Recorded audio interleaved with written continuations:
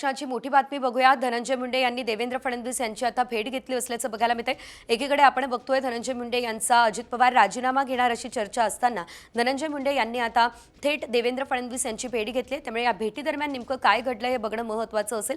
धनंजय मुंडे यांच्यावरती अनेक गंभीर स्वरूपाचे आरोप सुद्धा सध्या केले जात असल्याचं आपण पाहतोय आणि असं असताना धनंजय मुंडे यांनी फडणवीसांची भेट घेतल्यानं अनेक तर्कवितर्क सुद्धा लढवले जात आहे। एकंदरीत जर आपण बघितलं तर सध्या वाल्मिक कराड प्रकरणामध्ये सरपंच संतोष देशमुख हत्या प्रकरणामध्ये आपण जर पाहिलं धनंजय मुंडे यांचं नाव अग्रक्रमाने घेतलं जाते आणि त्यामुळेच आता जर धनंजय मुंडे यांनी देवेंद्र फडणवीस यांची भेट घेतली तर या भेटीदरम्यान नेमकं काय घडलं या संदर्भात देखील अद्याप कुठली माहिती समोर आलेली नसली तरी अनेक चर्चा मात्र राजकीय वर्तुळासह सामाजिक वर्तुळात सुद्धा रंगलेल्या आपल्याला बघायला मिळत आहे। सध्या जर आपण बघितलं तर बीडचा मुद्दा जो आहे तो मोठ्या प्रमाणात गाजतोय। सरपंच संतोष देशमुख यांच्या हत्येला साधारणतः 1.5 महिना उलटत आलेला आहे तरी सुद्धा आरोपीला कठोर शिक्षा जी आहे ती देण्यात आलेली नाही। मात्र काही वेळापूर्वी धनंजय मुंडे यांनी माध्यमांसोबत संवाद सुद्धा साधलेला आहे आणि आरोपीला कठोरात कठोर शिक्षा मिळायलाच हवी, याशिवाय फास्ट ट्रॅक कोर्टामध्ये हे प्रकरण चालावं अशी मागणी सुद्धा केलेली आहे। मात्र आता धनंजय मुंडे यांनी फडणवीसांची भेट घेतली असल्यानं या भेटीमध्ये नेमकं घडलंय तरी काय, दडलंय तरी काय हा प्रश्न सध्या तरी उपस्थित केला जातोय।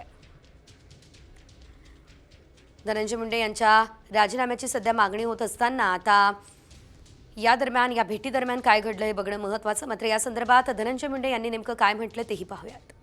माननीय अंजली दमानिया या स्वतः आदरणीय उपमुख्यमंत्री अजितदादा पवार साहेबांना भेटल्यात आणि त्यांना जाऊन भेटून ज्या कागदपत्रासहित त्या भेटल्यात त्यावरती माननीय उपमुख्यमंत्री अजितदादा आणि माननीय मुख्यमंत्री देवेंद्र भाऊ आणि उपमुख्यमंत्री अजितदादा यावरती स्पष्ट उत्तर देतील आणि ते उत्तर त्यांनीच द्यावं अशी माझी सुद्धा या ठिकाणी इच्छा आहे। आता एवढं जर संदीप क्षीरसागरांना माहीत असेल, आणखीन कुणाकुणाला जे काही माहीत असेल, याचा अर्थ मी असं समजतो की त्यांचे आणि त्या आरोपीचे कुठेतरी आता संबंध आहेत आणि ते संबंध असल्याशिवाय ही माहिती त्यांना मिळू कशी शकते।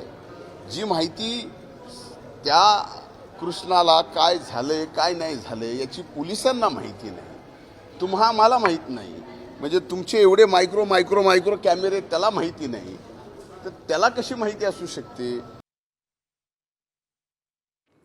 तर धनंजय मुंडे यांनी यावेळेस नेमकं काय म्हटलं, त्यांची प्रतिक्रिया काय होती हे आपण पाहिलं। मात्र मुंडे फडणवीस भेटीत दडलंय तरी काय हाच सवाल या ठिकाणी उपस्थित होतोय, कारण धनंजय मुंडे यांच्या राजीनाम्याची एकीकडे मागणी होत असताना आता धनंजय मुंडे यांनी थेट मुख्यमंत्र्यांची भेट घेणं अनेक प्रश्न उपस्थित करणारे आहे। कारण आपण पाहतोय साधारणतः 1.5 महिन्यांचा कालावधी सरपंच संतोष देशमुख यांच्या हत्येला उलटलेला आहे, मात्र अद्यापही कठोर शिक्षा देण्यात आलेली नाही आहे।